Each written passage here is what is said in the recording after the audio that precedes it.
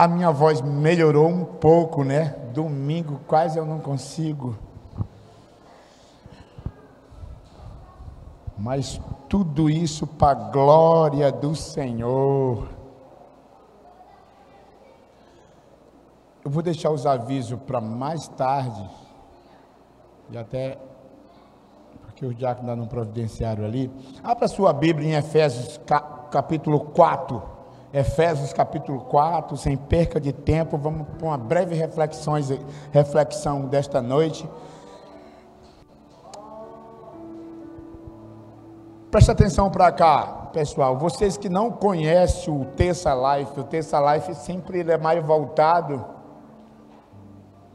para a gente ensinar algo para a igreja. Sempre é voltado mais para o ensino. Às vezes, de vez em quando, a gente traz uma palavra bem fora desse sentido, mas normalmente quase todas as palavras a gente traz para ensinar algo para a igreja, em nome de Jesus.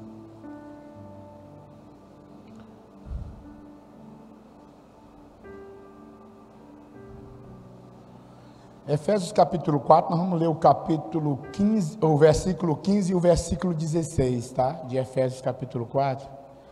Vamos ler o versículo 15 e o 16. A minha versão, sempre que eu gosto de ler, é na NVI. Mas a sua versão pode ser um pouco diferente, sendo que é o mesmo sentido, tá?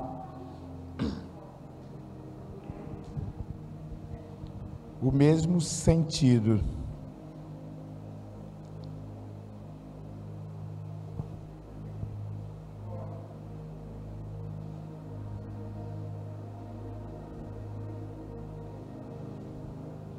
Amém? Vamos ler junto? Efésios capítulo 4, versículo 15, começa assim na NVI. Antes, seguindo a verdade em amor, cresçamos em tudo, naquele que é a cabeça, Cristo. Dele todo o corpo, ajustado e unido pelo auxílio de todas as juntas, cresce e edifica-se a si mesmo em amor, na medida em que cada parte realiza a sua função.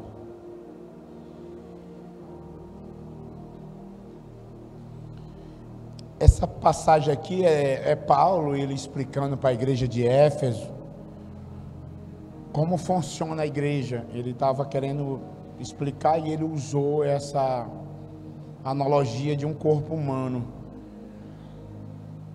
Então, quando a Bíblia fala sobre a igreja, ela compara a igreja ao corpo, um corpo humano, sendo que o cabeça é Cristo. O cabeça da igreja é Cristo. E a igreja é o corpo. É o corpo. E aí eu queria falar hoje, depois desse encontro poderoso que nós tivemos, é muito importante a gente falar sobre unidade. Vivermos unidos, e essa é a mensagem de hoje, para nós aprender a importância de nós vivermos unidos, e se esforçar para a gente ter união entre nós, cristãos.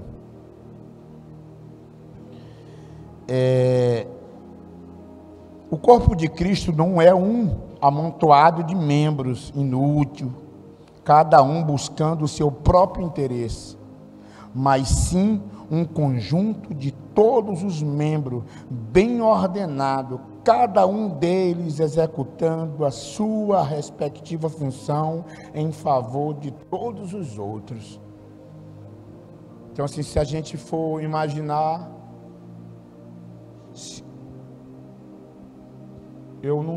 perder um dedo da mão nossa, por mais que a gente ache que nós temos 5 dedos, mas se algum dedo nós perder algum dedo, a gente sente falta dele. A gente já não tem mais não agarra mais algo com muita precisão, porque ele faz falta. Às vezes é o dedo do coçar o nariz, é o dedo de fazer alguma coisa, é o dedo. Então cada um dedo nosso tem uma função. Então quando a Bíblia compara a igreja com o corpo humano, ela estava querendo dizer que nós temos que viver um para os outros. Seria ridículo, né? Se na hora que a mão fosse colocar comida na boca, a mão dissesse assim: eu não vou colocar comida nessa boca, porque é ela que saboreia, é ela que sente o paladar. O que eu ganho com isso? Mas a função daquela mão é levar a comida para a boca. Agora imagina a boca dizer assim: eu mastigo a comida, eu trituro aquela comida toda, e eu tenho que engolir aquela comida para que o corpo fique forte, e tudo que eu ganho é os meus dentes sujos. Eu não vou mais fazer isso. Ou então muitas das vezes a boca dizendo assim: melhor é o serviço dos dedos, porque não tem que ficar horas e horas triturando uma comida. Aí imagina o pé dizendo: vocês acham aí que está ruim, e eu que tenho que carregar vocês tudinho sobre as minhas costas. Então assim, a gente começa a falar sobre isso, se torna até algo engraçado, né? Mas por que eu estou falando isso? É porque cada um de nós, da igreja, que nós entendemos o que a Bíblia diz falar sobre isso. O que é que a Bíblia quis dizer? A Bíblia quis dizer assim: olha, se vocês não tiverem unido um para com os outros, sem egoísmo de querer as coisas para si, mas fazendo as coisas para com os outros, unido em um só pensamento, em um só propósito, em uma só direção, se todos estiverem unidos, o corpo vai funcionar bem. No próximo instante que algum membro do nosso corpo começa a não querer receber o comando do cabeça, a gente vê que às vezes a pessoa fica paraplégica, né? Quando não está recebendo o comando. Uma perna não recebe o comando do cabeça, que é o cérebro, a outra funciona, mas ela fica jogada. O pior que isso, ela fica muito independente, mas por ela ser independente, ela começa a morrer. Você pode observar uma pessoa que tem uma perna que não funciona, porque não recebe o comando do cérebro. E essa perna ela começa a secar, porque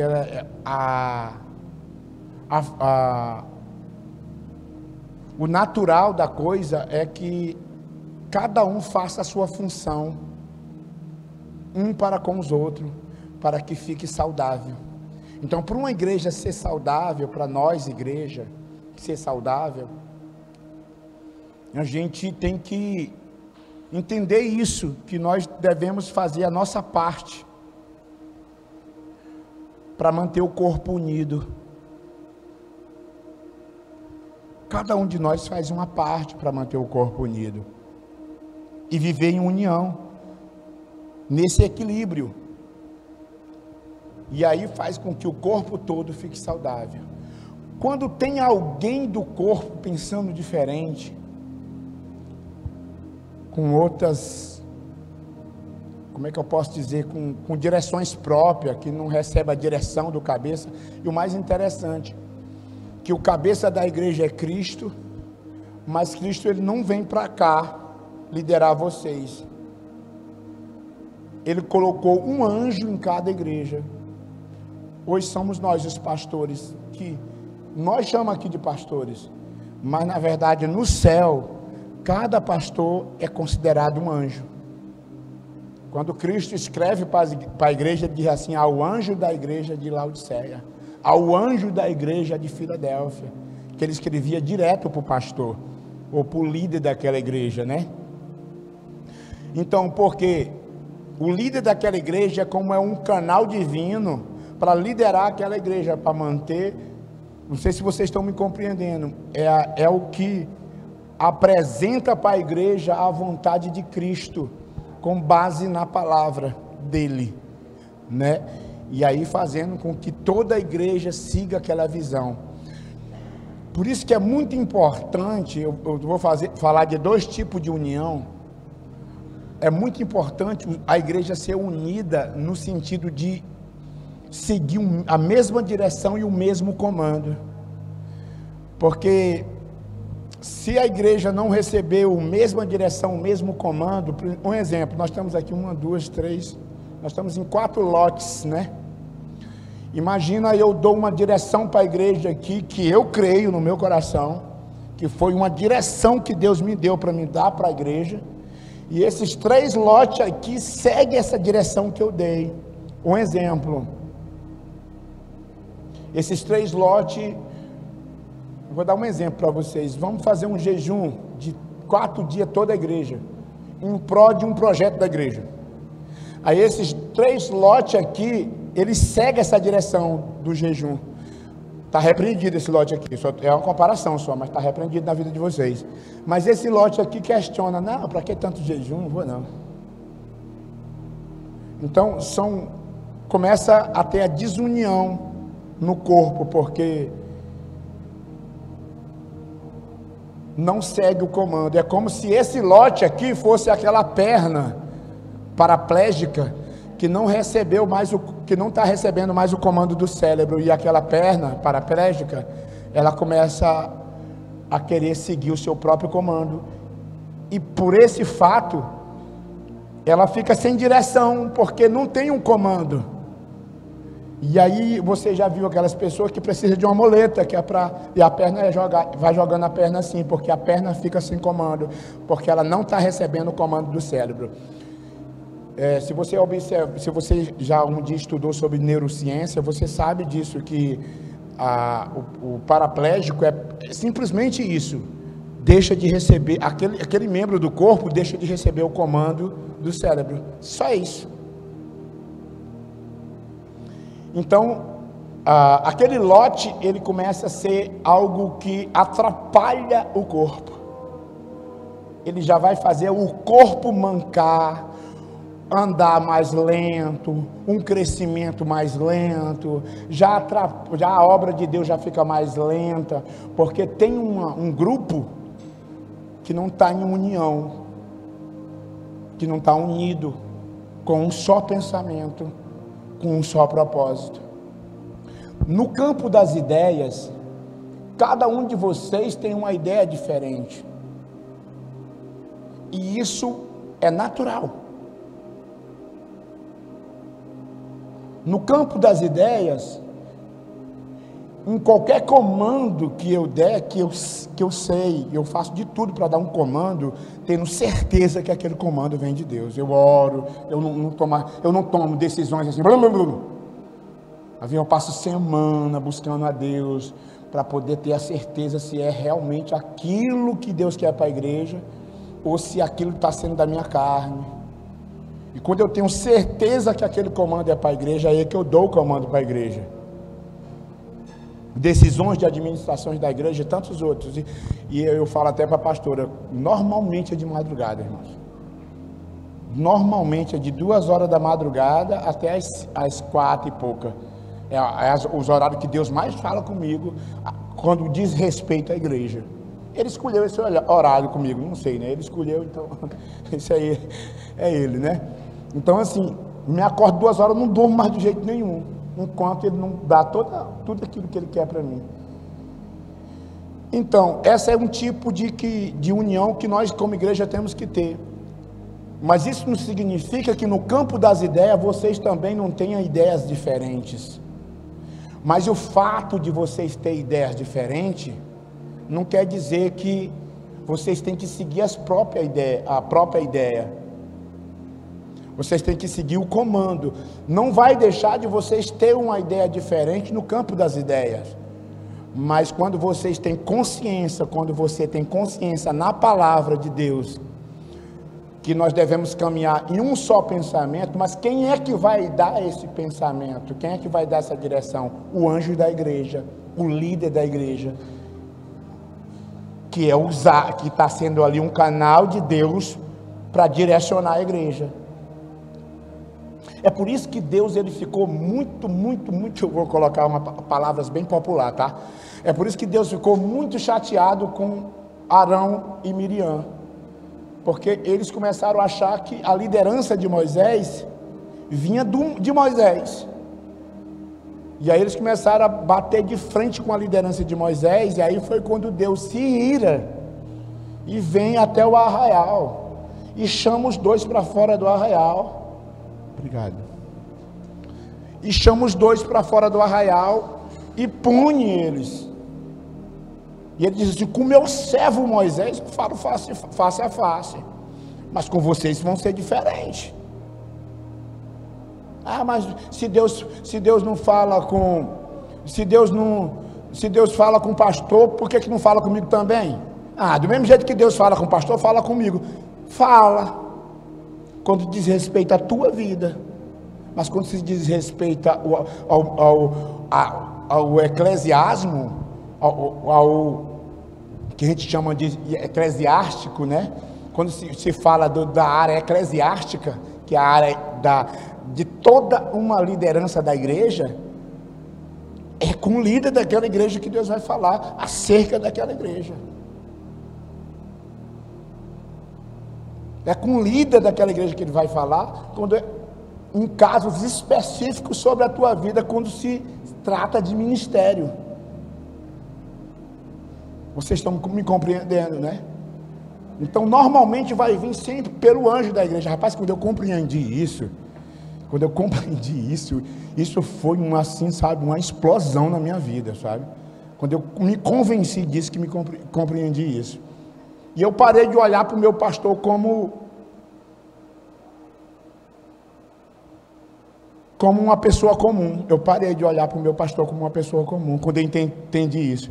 Porque ele era uma pessoa comum, mas existia algo a mais na vida dele de Deus, que era a liderança que Deus tinha dado para ele.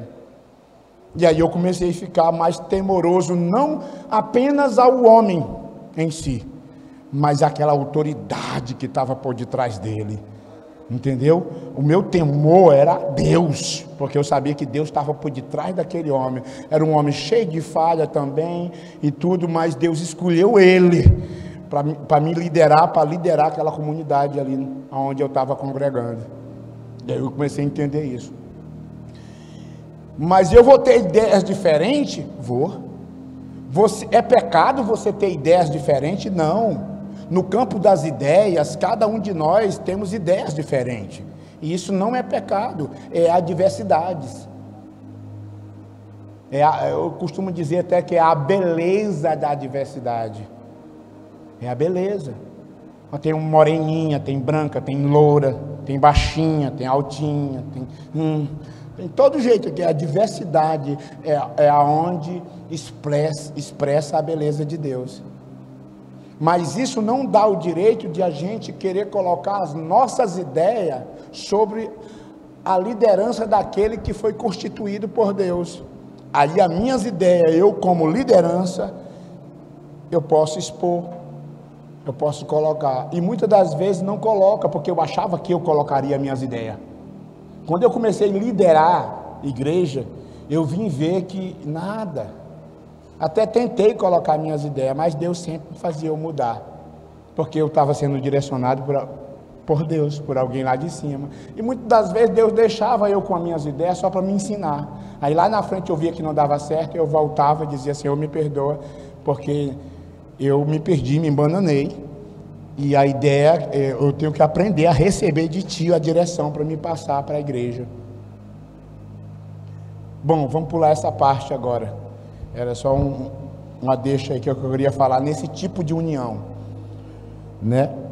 Os perigos da desunião.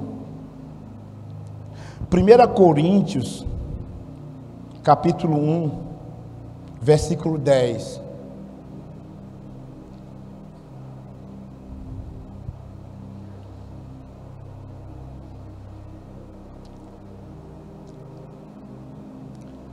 Primeira Coríntios, capítulo 1, versículo 10.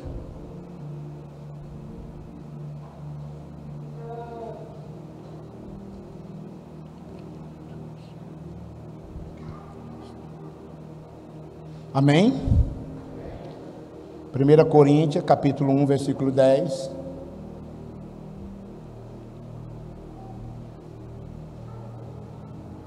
Amém. Diz assim, ó: rogo-vos, irmãos, pelo nome do nosso Senhor Jesus Cristo, que faleis todos a mesma coisa, e não haja entre vós divisões. Antes, sejais inteiramente unidos, na mesma disposição mental e no mesmo parecer. Então, essa é a ordem de Deus para a nossa vida, para nós caminhar em um só pensamento. Se eu disser agorinha, não fica assustado não, que eu não vou fazer isso não, tá? Pelo menos agora. No dia que for preciso eu faço, que eu já fiz.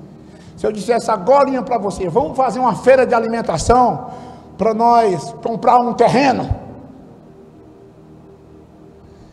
Se todos vocês caminhar num só pensamento comigo, rapaz, nós compramos 2. Vocês estão me compreendendo? Que aí todo mundo unido ali, vamos junto, cada um fazendo a sua parte. Aí, irmãos, Deus mesmo fala que quando nós estamos unidos, nada vai nos impedir de tudo que vier, nós vamos conseguir romper. Quando eles começaram a montar a Torre de Babel, para alcançar Deus.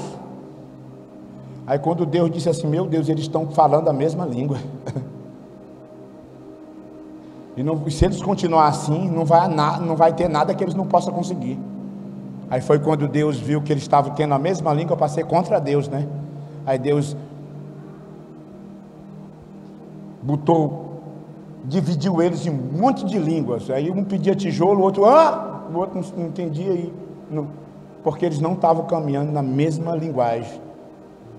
Até Deus sabia que quando uma igreja caminha na mesma linguagem, no mesmo pensamento, nada que não vai haver nada que nós não possamos conseguir. É por isso que a gente vê na palavra aqui dizendo para nós caminhar no mesmo pensamento, no mesmo parecer, desmiuçando. Que todos falam a mesma coisa. Era isso que ele queria dizer. 2, que não haja entre vós divisões. E aí já fala sobre as divisões.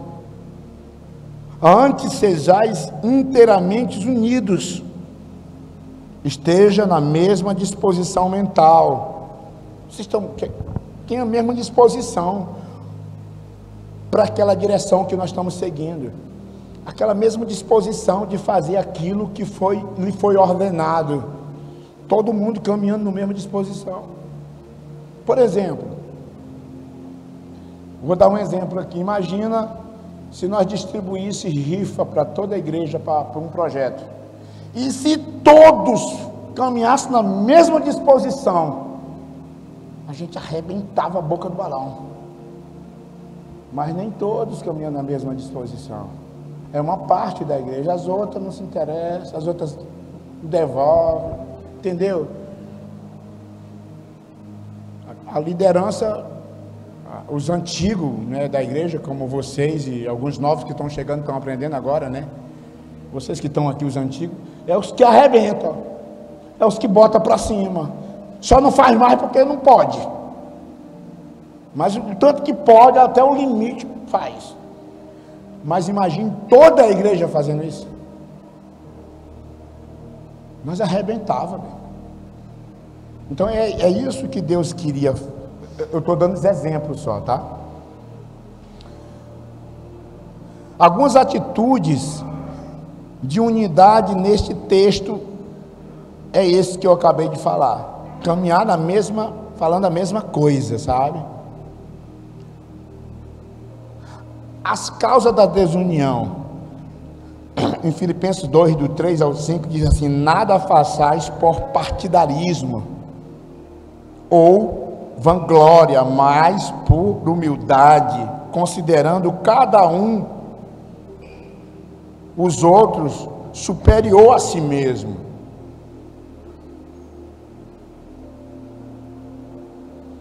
Eu vou parar por aí. Então, imagina nós caminhando nesse pensamento, considerando uma outra pessoa. Por mais que na hierarquia da igreja,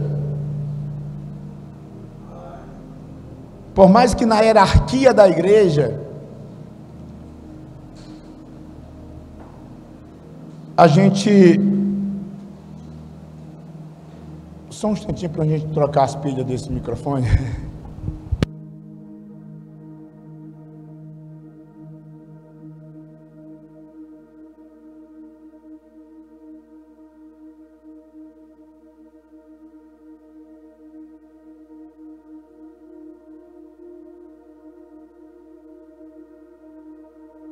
Oi. Então, na hierarquia da igreja, por mais que você tenha uma hierarquia maior do que o outro, mas se você considerar aquele outro ainda superior a ti, imagina a igreja caminhando, sem nenhum tipo de querer vanglória. Entendeu? Rapaz, eu acho assim que a Bíblia deu um checkmate assim, para nos deu uma estratégia, para a gente ser humilde.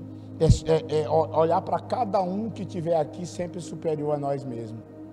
Aí a gente caminha nesse nível de humildade. O segundo perigo é privilégio para si. Pessoas que são fascinadas pela admiração e pelos respeitos dos outros.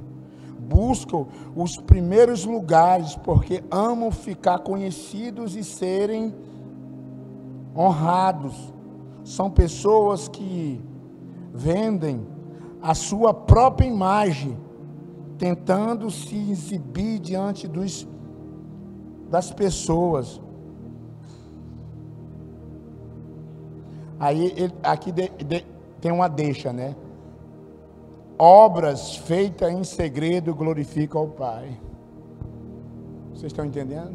Quando você faz algo, não toque trombeta, como diz a Bíblia. Quando você fizer algo importante, que você sabe que foi importante para o reino de Deus, ou foi importante para alguém, não saia divulgando para um, para outro, não.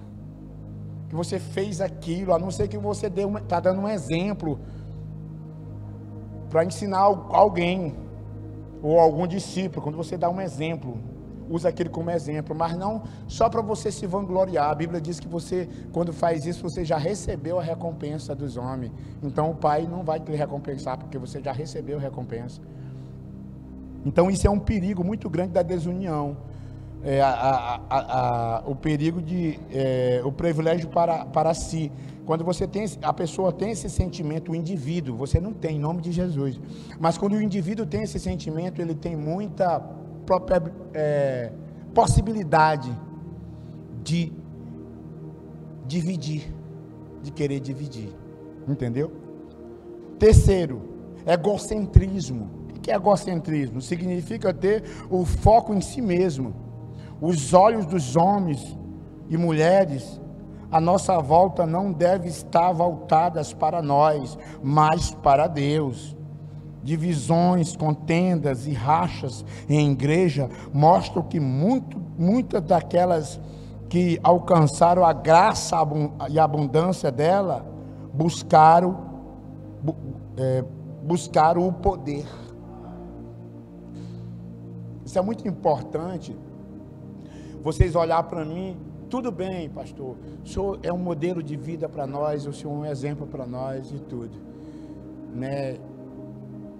A gente procura assim, o senhor é uma inspiração para nós, ou então o seu liderado chegar para você é uma inspiração para nós, para mim, minha líder, meu líder, você é uma inspiração para mim. Eu amo os seus conselhos, né? Tenho visto a sua vida e tenho procurado imitá-lo, mas você que está recebendo aquilo, tente sempre direcionar o teu discípulo para Cristo, porque Ele é o ponto de referência, o maior. Mas se a gente não tiver cuidado, esse egocentrismo começa a crescer dentro da gente e a gente começa a receber para nós aquilo que é para Cristo.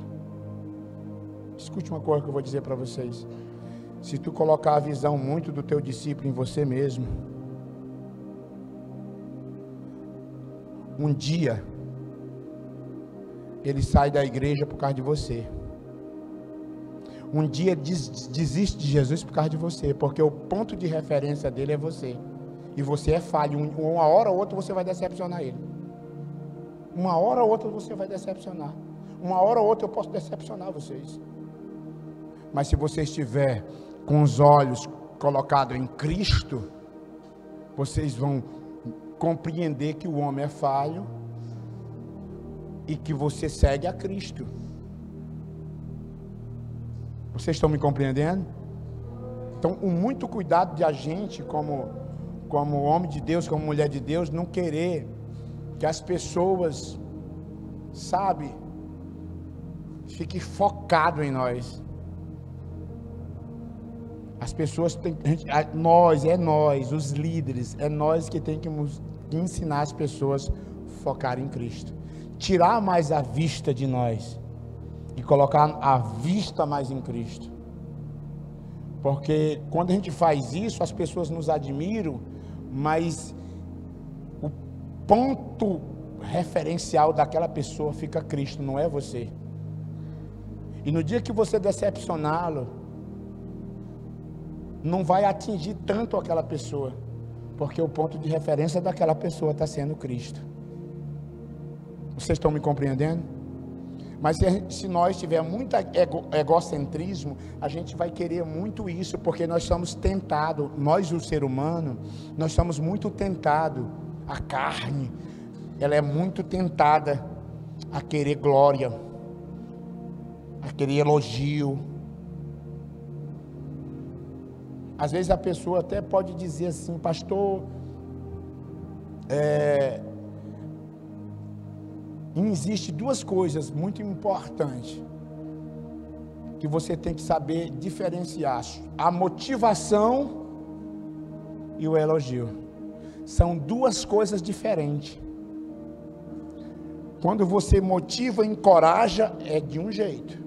Quando você elogia, é de outro jeito. A motivação e o encorajamento causam efeito. O elogio deixa a pessoa dependente daquilo. Vocês estão entendendo? Aí você começa a ver a reclamação. Eu faço, mas o pastor não reconhece. Eu faço, mas a minha líder não reconhece. Ah, mas eu faço tantas coisas, mas fulano não me reconhece. É porque aquela pessoa, ela está doente. Ela está querendo elogio para si. E se você alimentar aquilo naquela pessoa, aquela pessoa vai se manter na igreja com aquilo. No dia que você parar com aquilo, aquela pessoa sai da igreja. Porque ela está sendo sustentada pelos seus elogios, não pelo seu encorajamento. Vocês estão me compreendendo? Então, quando a gente começa a aprender isso, é bom para nós líderes e é bom para os discípulos que estão aqui nos ouvindo. Para nós não depender de elogios e de reconhecimento para nós servir a Deus. Nós servimos a Deus. Qual é o meu papel como pastor? Trabalhar a vida de vocês com muita responsabilidade, não negociando altar, entendeu? No momento certo, a hora certa, eu começo a dar oportunidade para vocês servir a Cristo. É dar oportunidade para vocês servir a Cristo, não servir a mim. Dá oportunidade para vocês servir a Cristo. Quando você tem uma oportunidade na igreja que o pastor deu, mas você tem que ter um coração assim, essa oportunidade é para mim servir a Cristo. Não é para me servir o pastor. Então, quando você entra com esse coração, você nunca vai querer que o pastor fique reconhecendo o que tu faz, para tu poder continuar fazendo. Pode ninguém te reconhecer, tu é o que mais faz na igreja, mas tu não recebe um elogio. A Bíblia diz que quando nós recebemos a recompensa dos homens, já recebemos a nossa recompensa. Mas quando nós não recebemos a recompensa dos homens, o Pai que está no céu nos recompensará. Então eu pergunto para vocês, quem conhece mais a necessidade de vocês? É eu ou Deus? Então não tem uma pessoa melhor para lhe recompensar, a não ser Deus, do que o pastor. Isso é muito importante, essa vacina que eu estou dando na igreja, é uma vacina, que aí você para de ter aquele coração de querer ser reconhecido. E é engraçado, que quando a gente não quer ser reconhecido, a gente começa a ser reconhecido. Aí quando a gente quer, parece que Deus trata a gente, parece que ninguém olha a gente, ninguém vê, mas é Deus tratando. É porque o nosso coração já não quer mais reconhecimento do homem. Então pode um homem chegar para mim, para você e dizer assim, olha, poxa cara, eu te admiro tanto, você é um servo, você é isso, você é aquilo, poxa, mas você é um grande líder, é um grande... Entendeu? Porque aí você não vai se encher. Você vai ficar tranquilo, porque aquilo dali, aquilo dali tanto faz como tanto fez para você. Porque o importante mesmo é Deus reconhecer você. E aí, escute, é o motivo de muitas pessoas se decepcionar com a liderança. É o motivo de muitas pessoas se afastar da igreja. E às vezes ir para outra, se afasta da outra, e vai para outra, se afasta da outra, vai para outra, se afasta da outra, e vai para outra, se afasta da outra. Porque, sabe por quê? Porque Deus vai tratar você enquanto você estiver com esse sentimento.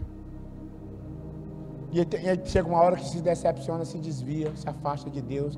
Aí vai para a internet falar mal dos pastores da igreja. E aí vai procurar os calvinismos. Você sabe o que é os calvinismos? É aqueles que dizem que uma vez salvo, tu está sempre salvo. Aí tu cai no pecado, tu não está nem aí, porque o calvinismo diz que se tu uma vez salvo, sempre salvo, então já era. Jesus já morreu por tudo, então eu vou cair na gandaia agora. Está cheio de jovem no calvinismo, cheio. E agora que a internet difundiu muito o calvinismo, aí que está cheio mesmo. Porque é mais fácil seguir a Cristo lá, na cabeça deles. Não tem cobrança, não tem ninguém pegando no pé, eu faço o que eu quero. Engano do diabo.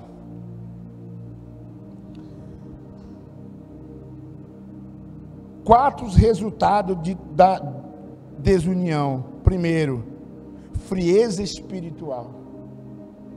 Quando você se torna uma pessoa que é desunida com os irmãos da igreja, com tudo, e tudo começa a fazer, sabe, começa aquele tipo de desunião, a primeira coisa que acontece é isso.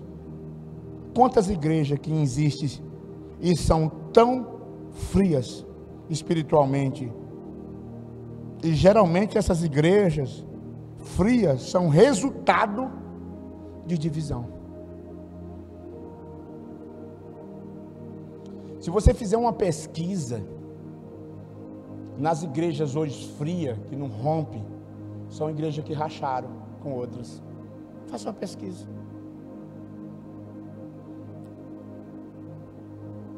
Ambiente de discórdia, formação de grupos isolados dentro da igreja, fermentação entre os relacionamentos,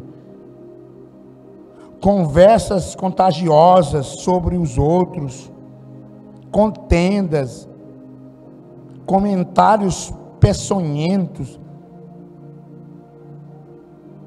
comandos sem a direção da cabeça. Acontece muito em igrejas assim.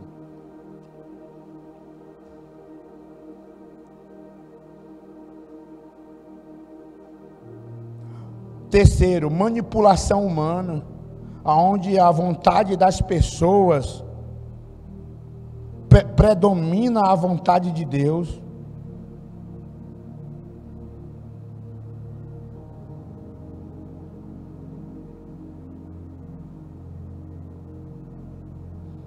o que Jesus fala é o que se deve fazer.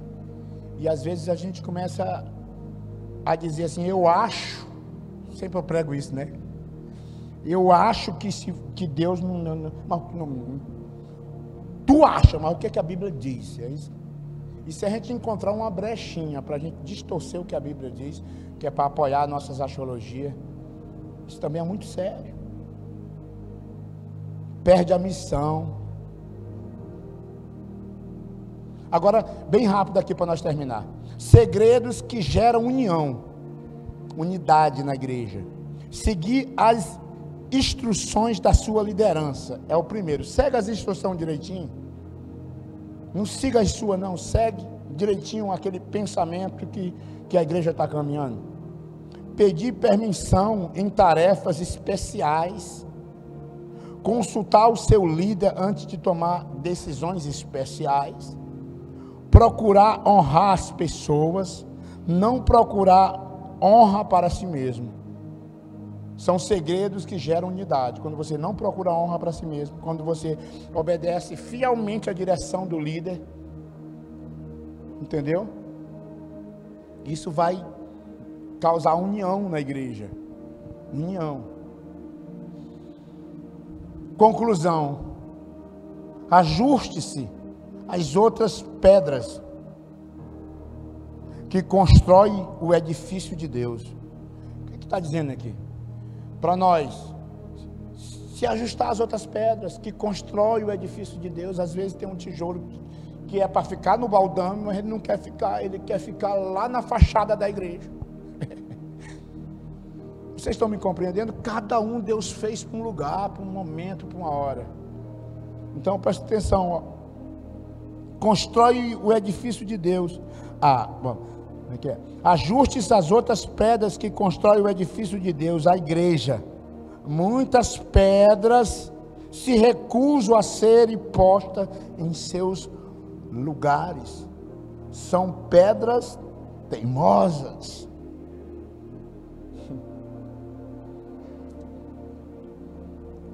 É para nós encerrarmos aqui essa mensagem. Ela traz para a gente assim um grande aprendizado, se você apreciou ela com muito carinho.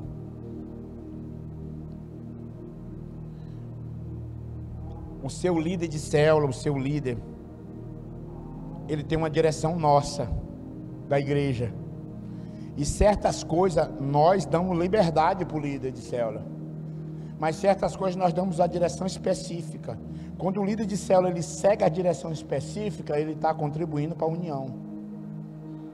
E certas outras coisas a gente dá carta branca para o líder de célula, como fazer o lanche dele, de que tipo, que modelo, como ele gosta de fazer a coinonia dele, a comunhão deles e tantas outras coisas, né? A gente damos aquela liberdade para eles fazer. Mas certas coisas, a gente tem já uma direção para cada líder, para cada discipulador, para cada diácono, né? Observa que os diáconos, eles arrumam e limpam a igreja, organizam a igreja da forma que eu dou a direção. Quem já foi diácono sabe disso, os diáconos sabem disso. Não sou fechado para as ideias, os diáconos também dão ideias, e eu ouço as suas ideias. Vendo elas boas, eu acato, sendo que a última palavra sempre é a minha. Porque é eu que estou dando a direção para a igreja. Por que foi constituído os líderes? Para organizar o reino de Deus. Imagine cada um com as suas ideias, querendo colocar a sua própria ideia, sem alguém para dizer, vai ser essa daqui. Ouço, mas aí decido qual é a que eu vou colocar. Para todos seguir a ideia que eu coloquei, que o cabeça colocou. O líder de célula. Como é que vai ser o lanche na próxima célula? Às vezes o líder de célula diz, olha, vai ser mingau de banana com farinha de tapioca. Um discípulo ou dois não gosta, mas eles vão abraçar o projeto, porque vai caminhar no pensamento daquela líder, ou daquele líder. Vai caminhar no pensamento dele. Porque os discípulos estão entendendo e aprenderam que eu tinha uma ideia melhor. mas a líder é ela, o líder é ele.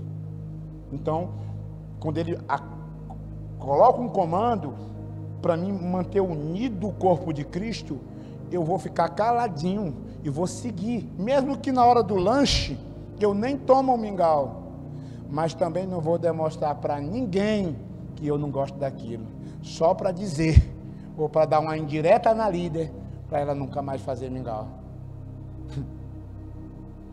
Pelo contrário, eu ainda vou dar uma... Eu me lembro, a pastora não come bolo, né? Agora todo mundo da igreja sabe. Mas ela não comia bolo e ela chegava no aniversário toda alegre. Não sei o quê. Parecia que ela ia comer bolo. E não sei o quê e tal. Não toma refrigerante. E nem toma mais. Ela voltou a não tomar de novo. E aí parecia que a pastora ia comer bolo e ela pegava o pratinho do bolo e disfarçava ali. Comia um pouquinho do glacier, só de cá e conversava, aí pega na boca do Luca. Ela não desfazia daquele aniversário, nem deixava de ir por causa disso. Então a célula é do mesmo jeito. E isso se aplica em tudo. Eu vou dizer uma coisa aqui que eu sei que tem pessoas que dizem de novo. Mas imagine se eu chegasse agora e disse, irmão, vamos, eu sei que muitos abraçariam com muita alegria. Irmãos, vamos fazer uma rifa de novo. Imagina, irmão. Aí dá para todo mundo uma rifinha. E aí uns iam dizer desse jeito assim, ai, vou cuidar, né? Uns iam dizer desse jeito assim, ai, de novo. Meu Deus, mas também iria ficar só para ele, entendeu? Ia ficar só com ele, ele não ia contaminar outro. E o pastor já botou rifa de novo, né, amanhã, né? Aí vem cá, vem cá, meu Deus, rifa de novo amanhã, contaminando os outros tudinho. Não ia ficar com ele, só com ele ou com ela, porque não era aquilo que ele queria ou que ela queria, mas vou caminhar com o pensamento do líder. Vamos caminhar num só pensamento, mesmo não sendo a minha ideia, mas vou caminhar. Eu tenho uma outra ideia, por que o pastor não faz um comes e bebe aí para nós vender? Mas eu vou orar. Eu vou orar para que Deus fale no coração do pastor da próxima vez ele fazer outra coisa. Ou então até mesmo chegar para mim, né? Numa conversa assim meio aqui. Bem, com cuidado, pastor, por que o senhor não faz assim, que tal assim, uma ideia, e às vezes até a gente acata, né? Então, é isso, a igreja, já terminamos, vamos se levantar para orar, em nome de Jesus.